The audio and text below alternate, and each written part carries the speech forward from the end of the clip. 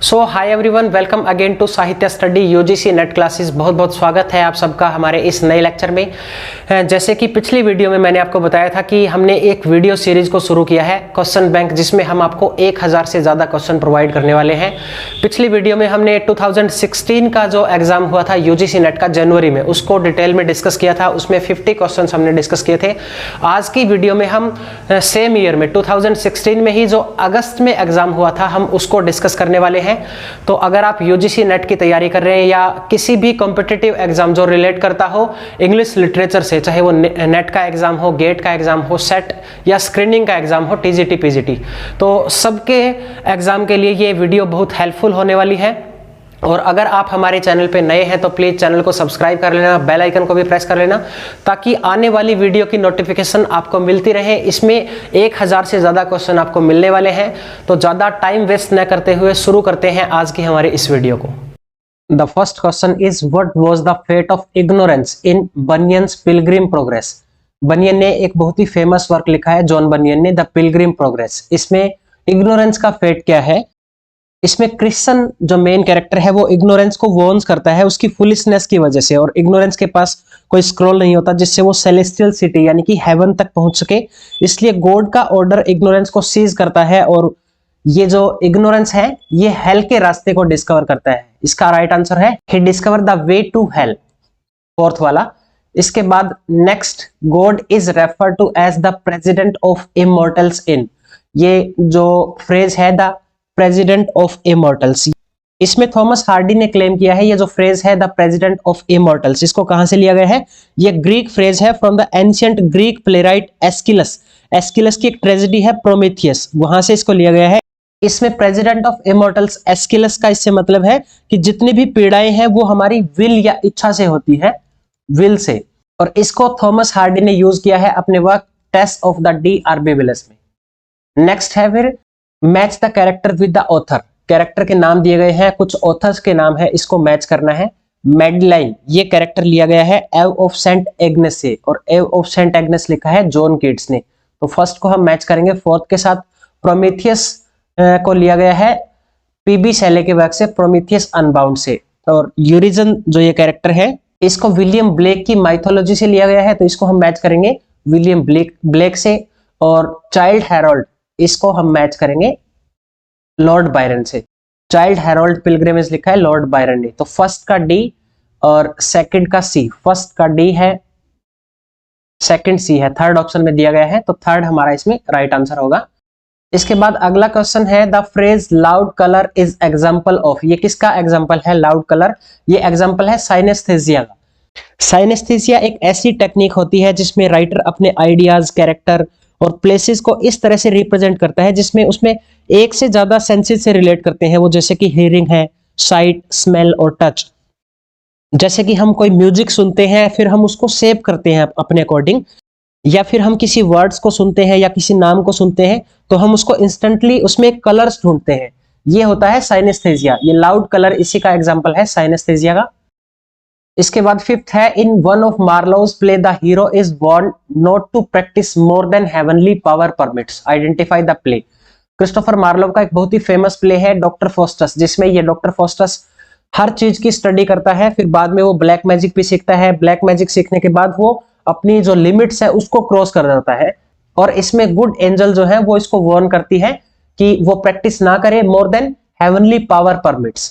तो doctor Faustus इसका right answer है। उसके बाद match the Graham green novel and it's setting. Graham green की कुछ नॉवल दी गई है और इन नॉवेल्स को कहां पे सेट किया गया है? मिनिस्ट्री ऑफ फियर, इसको लंदन में सेट किया गया है। द थर्ड मैन को वियना में, तो वियना इसका ए हो जाएगा। The power and the glory, इसको मैक्सिको में सेट किया गया है। द क्वाइट अमेरिकन, ये वियतनाम में सेट किया गया है। तो फर्स्ट का D, second A, third B, fourth C. इसका राइट आंसर हमारा फर्स्ट होगा D A B C. Next, what was the title of the collection of short stories published by James Joyce in 1914। 1914 में जो James Joyce ने एक short stories का collection publish किया था जिसका नाम था डबलिनर्स, फर्स्ट। इसके बाद आगे है Patrick White's classic novel Voss is based on the story of explorer. कौन से एक्सप्लोरर पे बेस्ड है इसकी स्टोरी? वोस। इसको 1957 में लिखा गया था। ये एक पर्शियन एक्सप्लोरर की लाइफ पे बेस्ड है जिसका नाम है लुडविग। लुडविग नाम है इसका। ये ऑस्ट्रेलियन आउटबैक पे आके डिसअपियर हो जाता है। तो ये एक जर्मन एक्सप्लोरर है, पर्शियन स्टेट से जर्मन एक्सप्लोरर। नेक्स्ट है, in the tradition and individual talent Eliot describe the working of the poet's mind in term of which of the following? Traditional and individual talent ये लिखा था TS Elliott ने। इसमें TS Elliott ने describe किया है कि पोएट का माइंड किस तरह से वर्क करता है। तो उसने एक एग्जांपल दिया था केमिकल रिएक्शन का। तो टीएस एलियट ने इसका एक एग्जांपल दिया है, जैसे कि प्लेटिनम को इंट्रोड्यूस किया जाता है तो उसको एक चैम्बर में ऑक्सीजन और सल्फर डाइऑक्साइड को मिक्स किया जाता है, जिससे ये दोनों मिलकर सल्फरिक एसिड बनाते हैं, बट उसका प्लेटिनम पे कोई असर नहीं पड़ता। प्लेटिनम जो है वो एज इट इज रहता है। इस तरह से टीएस एलियट ने एग्जांपल दिया है केमिकल रिएक्शन का कि किस तरह से पोएट का माइंड जो है वो काम करता है। नेक्स्ट है, who among the following wrote an immensely powerful play about the remapping of Irish places with new British names? इसलिए लिखा है ब्रायन फ्राइल ने। ब्रायन फ्राइल एक आयरिश ड्रामेटिस्ट है जिसको आयरिश चेकोव भी बोला जाता है। तो ब्रायन फ्राइल ने रीप्लेस करके लिखा है, रीमैप करके आयरिश प्लेसेस को। उसके बाद 11th, identify the term among the following which does not relate to a movement in art और लिटरेचर। इनमें से कौन सी ऐसी टर्म है जो आर्ट और लिटरेचर के मूवमेंट से रिलेट नहीं करती है? क्यूबिज्म एक आर्ट पेंटिंग से रिलेट करती है, ये सही है, आर्ट से रिलेटेड है। इसके बाद एम्पायरिसिज्म है। एम्पायरिसिज्म आर्ट और लिटरेचर से रिलेट नहीं करता, ये एक बिलीफ है, ये एक आइडिया है। एम्पायरिसिज्म इज ए बिलीफ और idea that all the learning comes from experience और ऑब्जर्वेशन, कि जितनी भी लर्निंग है वो एक्सपीरियंस या ऑब्जर्वेशन से आती है, ये एक बिलीफ है। तो ये आर्ट और लिटरेचर से रिलेट नहीं करता। एक्सप्रेशनिज्म भी इसी से रिलेट करता है और सरेलिज्म भी। तो सेकंड वाला हमारा इसमें सही आंसर होगा। उसके बाद कुबला Khan is sought to have been written in 1797 but it was not published until 1816. Who persuaded Coleridge to republish it? Coleridge को persuade किया था लॉर्ड बायरन ने। Lord Byron is the right answer. Next, in restoration comedy, characters' names often reveal character traits. What trait does the name Sir Wilful Witwoud reveal? ये sir wilful जो है ये character लिया गया है the way of the world से। इसमें ये लेडी विस्फर्ट का नेफ्यू होता है, लेडी विस्फर्ट इसका नेफ्यू होता है ये।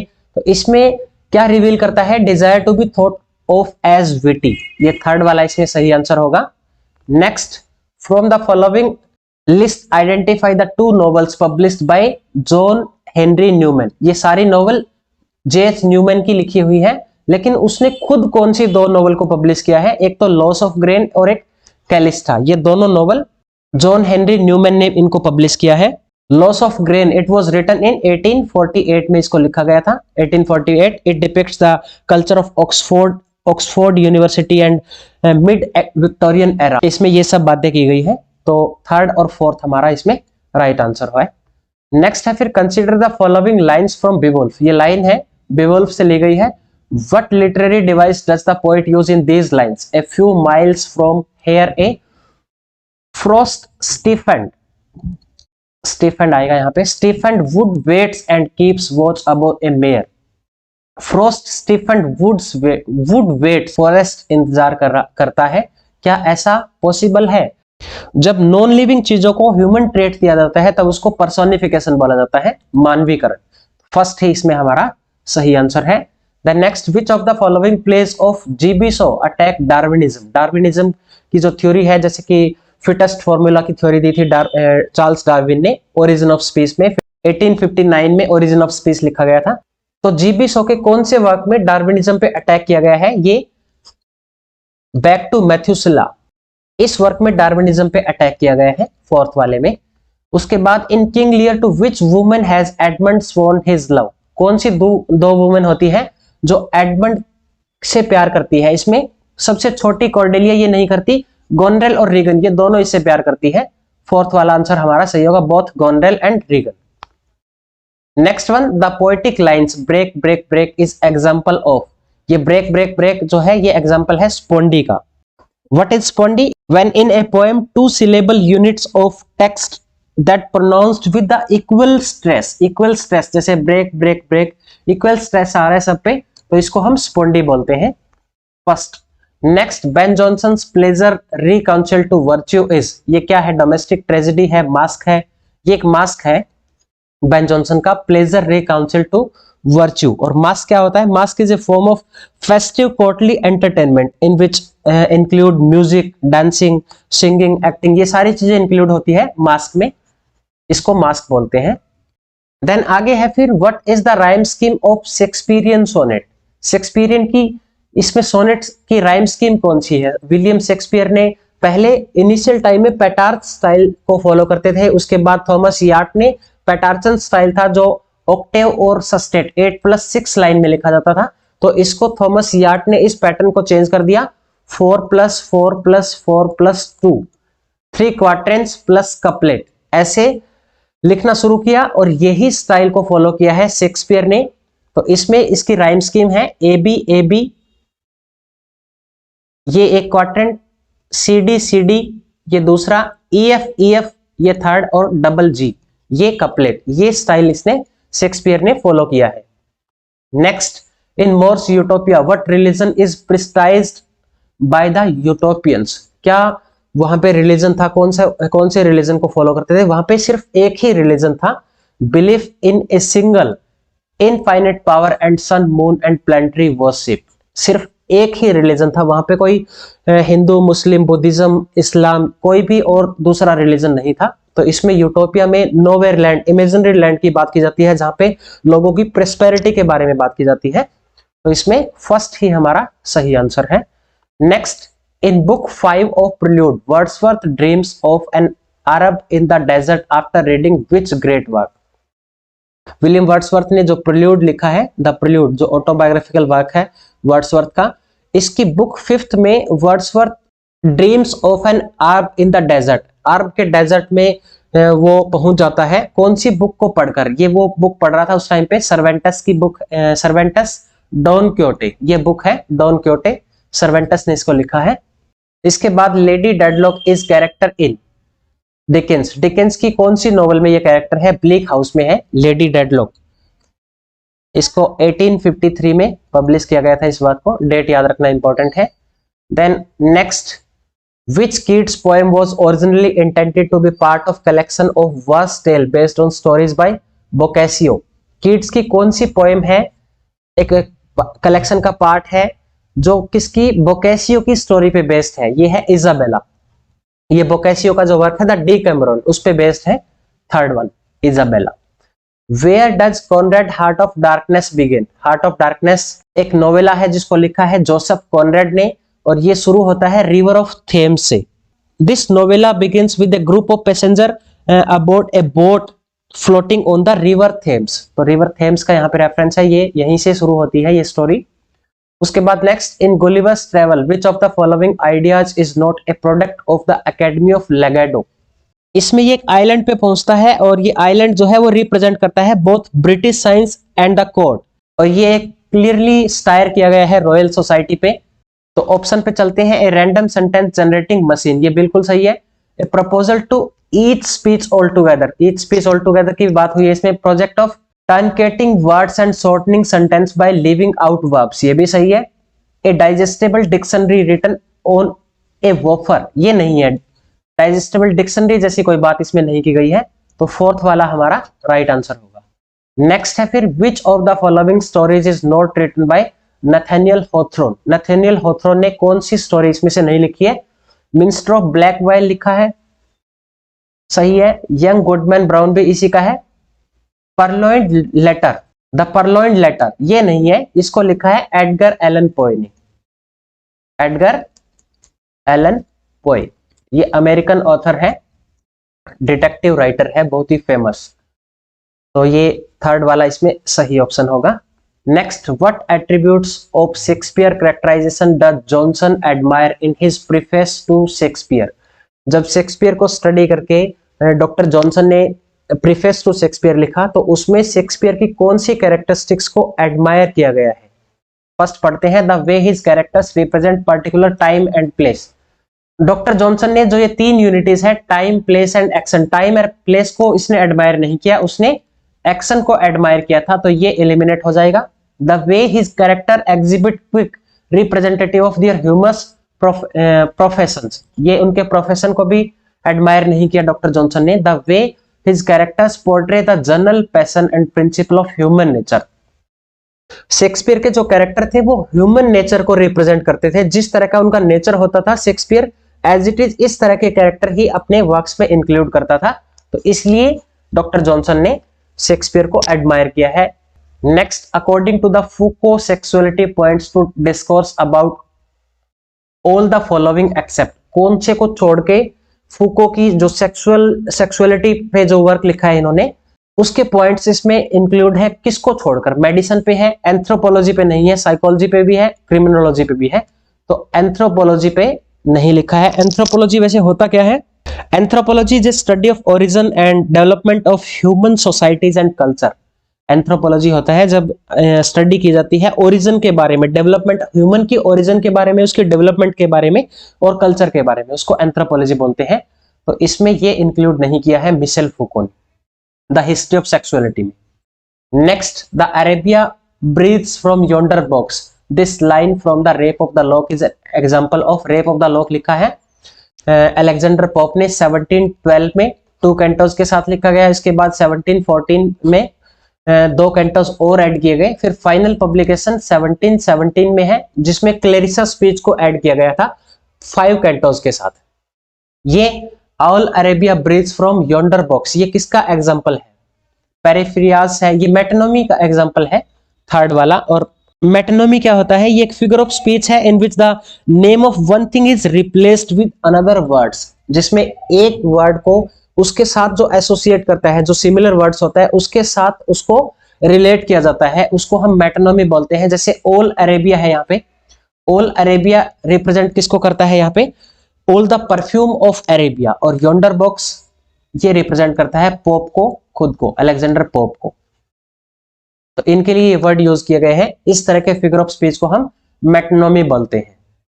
Then 31, who among the following address the reader in the substantial preface to Robert Burton's anatomy of melancholy, ये डेमोक्रिटस जूनियर, ये पेन नेम भी यूज किया है, ये इसका राइट आंसर है। एनाटॉमी ऑफ मेलैंकोली में रॉबर्ट बार्टन ने पेन नेम यूज किया है Democritus junior. Next one, which of these is the best paraphrase of these lines? The paths of glory leads but to grave, जो इसका मतलब क्या है? paths of glory, जो भी ग्लोरियस लोग हैं, कितने भी चाहे वो प्रोग्रेसिव हो, कितने भी ग्लोरियस बन जाएं, बट उनको एक दिन ग्रेव, कब्र में जाना होता है, मरना होता है। तो इसका मतलब है everyone dies even the famous and glorious, चाहे सबको मरना है, चाहे वो कितने ही फेमस हो, कितने ही ग्लोरियस हो। सेकंड ऑप्शन सही है। Next one, which novel did James Joyce calls the English Ulysses? English कौन सी नोवेल को जेम्स जॉयस ने इंग्लिश यूलिसिस बोला है? यह है रॉबिन्सन क्रूसो, डेनियल डेफो की जो नोवेल है रॉबिन्सन क्रूसो, इसको जेम्स जॉयस ने बोला है इंग्लिश यूलिसिस। इसके बाद 34, what narrative perspective does Chaucer employ in the opening of the general prologue? First person omniscient, इस तरह से ये लिखा गया है। जो कंटेम्पररी टेल्स की जो जर्नल प्रोलॉग है उसमें नैरेटिव टेक्निक कौन सी यूज की है? The first person. Next one, a fragmentary unfinished novel entitled Emma was first published in Cornhill magazine, identify the author. Emma किसने लिखा है? जेन ऑस्टन ने। बट यहां पे क्या पूछा गया है? एक अनफिनिश्ड नोवेल है, ये किसने लिखी थी? अनफिनिश्ड नोवेल शार्लोट ब्रोंटे ने इसको लिखा था। और ये जो मैगजीन है कॉर्नहिल मैगजीन, इसके एडिटर रहे हैं WM थैकरे, विलियम मैकपीस थैकरे। या ये 2021 का जो पेपर हुआ था उसमें ये क्वेश्चन भी पूछा गया था, कॉर्नहिल मैगजीन का एडिटर कौन था। Next, the pre eminent evaluative criterion of FR Leavis great tradition is? इसमें से प्री एमिनेंट इवेल्युएटिव क्राइटेरियन क्या है? FR लेविस ने ग्रेट ट्रेडिशन बहुत ही फेमस वर्क लिखा है, इसमें कुछ प्रोमिनेंट ऑथर्स को इंक्लूड किया है, जैसे कि Jane Austen, George Eliot, Henry James, Joseph Conrad. तो ये मॉरल पर्पज से इस वर्क को लिखा गया था। फर्स्ट ही इसमें सही होगा। कुछ मॉरल चीजों के बारे में बात की है, कुछ मॉरलिस्टिक राइटर जो हैं उनके बारे में भी डिस्कस किया है, जैसे जॉर्ज इलियट है, हेनरी जेम्स है, जोसेफ कॉनरेड और Jane Austen. Then next one, in wild Sargasso sea what is the name of Rochester's cruel wife to be. Rochester की वाइफ का क्या नाम था इसमें? बर्था मैसन, ये नाम है बर्था मैसन, फर्स्ट वाला इसमें सही आंसर है। Which popular nursery rhyme is mentioned at the end of the Waste Land. इनमें से कौन सी वेस्टलैंड में लाइन यूज की है? रिंग ए रोज नहीं है, London bridge is falling down, ये सही है, ये राइम इसमें यूज की गई है, London bridge is falling down. Next one, purple hibiscus, S नहीं आएगा, ये hibiscus, purple hibiscus is a work by, किसने लिखा है? इसको लिखा है चिमांडा एडिचे ने, नाइजीरियन राइटर है, बहुत ही फेमस। पर्पल हैबिकस लिखा है चिमांडा एडिचे ने। 40, which country Jacques Derrida born in, कौन सी कंट्री में ये पैदा हुआ था? Jacques Derrida was born in Algeria, Algeria में पैदा हुआ था ये। Next 41, which of the following play is not a part of the so called Arnold Wesker trilogy. Arnold की जो वेस्कर ट्रायलॉजी है उसमें से कौन सा ये पार्ट नहीं है? I am talking about Jerusalem, chips with everything, roots, chicken soup with barley. तो इसको देखो सीक्वेंस में भी याद रखना, सबसे पहली जो इंस्टॉलमेंट थी वेस्कर ट्रायलॉजी में चिकन सूप विद बार्ले ये आएगी, देन रूट्स आएगी, फिर उसके बाद फर्स्ट है I am talking about Jerusalem. तो ये चिप्स विद एवरीथिंग इसमें नहीं है, सेकंड वाला एलिमिनेट हो जाएगा, ये इसका पार्ट नहीं था।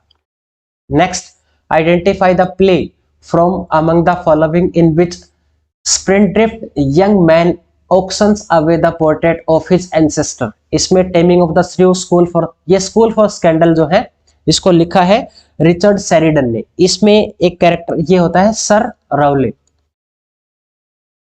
सर रावले का ही पोर्ट्रेट होता है वो, इसके नेफ्यू है ये ओलिवर सरफेस, ओलिवर सरफेस और चार्ल्स सरफेस होता है एक। तो ये ओलिवर सरफेस के पास डिस्गाइज करके जाता है, ऑक्शन की जाती है उसके पोर्ट्रेट, जो सर रावले का पोर्ट्रेट है उसकी, बट वो मना कर देता है उसको बेचने के लिए। तो सर रावले जिससे बड़ा इंप्रेस होता है, बहुत खुश होता है इस बात से। तो ये है इसमें द स्कूल फॉर स्कैंडल में इस इवेंट्स को लिया गया है। Next, which of the following is not written by Rudyard Kipling. Rudyard Kipling ने इसमें से कौन सा वर्क नहीं लिखा? जस्ट सो स्टोरीज लिखा है इसी ने, रुडयार्ड किपलिंग ने। पक ऑफ पुक्स हिल भी इसने लिखा है। द सीक्रेट गार्डन ये नहीं है, सीक्रेट गार्डन को फ्रांसिस हॉड्सन बर्नेट ने लिखा है, फ्रांसिस बर्नेट। तो ये थर्ड वाला इसमें सही आंसर है। Next, in Faerie Queens what is Red Cross reward for slaying the dragon. Dragon को जब वो हराता है तो उसको क्या रिवॉर्ड मिलता है इसमें? ड्रैगन ट्रेजर हॉर्ड नहीं, सेटिस्फैक्शन, एक लेडी होती है इसमें ऊना, उसको भी बचाता है ये।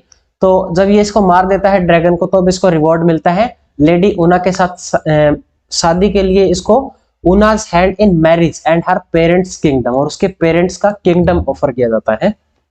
फोर्थ वाला इसमें सही है। Next, which of the following novel has the death of general Mohammad Zia ul Haq the former president of Pakistan at its centre. कौन से वर्क में महमूद जिया उल हक, ये एक पाकिस्तानी जनरल था महमूद जिया उल हक, ये फॉर्मर प्रेसिडेंट भी रहा है पाकिस्तान का। तो कौन से वर्क में इसकी डेथ के बारे में बात की गई है? The kite runner A case of exploding mangoes. इस वर्क को लिखा है मोहम्मद हैनिफ ने, मोहम्मद हैनिफ ने इसको लिखा है। और इस वर्क में बात, ये कॉमिक नॉवल है, इसमें डिस्कस किया गया है उसकी डेथ के बारे में। ये जो मोहम्मद जिया उल हक है इसकी डेथ के बारे में इसमें बात की गई है। Next, Lewis Carroll is pseudonym that refer to, Lewis Carroll is not a real name, ये एक राइटर है, स्यूडोनेम जिसने यूज किया है लेविस कैरोल, और वो है चार्ल्स लुडविग डॉडसन, ये रियल नेम है इसका, तो इसने ये नेम यूज किया है Lewis Carroll. Next one of the following collection initiated confessional poetry in America, a new mode in which the poet bared his or her most tormenting personal problem with great honesty and intensity। एक work है जिसमें writer ने बड़ी ही ईमानदारी के साथ अपनी जो रियल लाइफ की जो प्रॉब्लम्स है उनको इंक्लूड किया है, और वो वर्क था लाइफ स्टडीज। किसने लिखा है? रॉबर्ट लोवेल ने, रॉबर्ट लोवेल ने इस वर्क को लिखा है। लाइफ स्टडीज में ये सारी जो रियल लाइफ प्रॉब्लम्स है वो मेंशन की है रॉबर्ट लोवेल ने। The marriage of hell and heaven is dash by dash, ये किसने लिखा है? विलियम ब्लेक ने लिखा है, और ये एक पोएम है। थर्ड वाला इसमें सही है।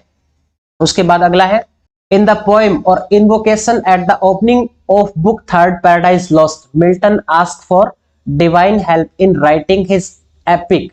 He states that he is in particular need of aid because he has what he considered to be disability. उसकी disability पूछी गई है, कौन सी? उसको physical problem थी, lameness, deafness, prolixity और blindness. Blind होता है ये, जब पैराडाइज लॉस्ट इसने लिखा था, Milton became blind at the age of 44.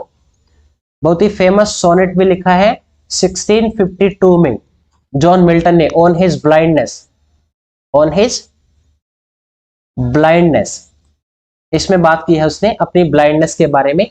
जब वो 44 ईयर का था तब अंधा हो गया था, और अंधा होने के बाद ही इसने ये वर्क लिखा है पैराडाइज लॉस्ट, राइट. तो इसमें ब्लाइंडनेस इस फिजिकल डिफॉर्मिटी की बात हुई है.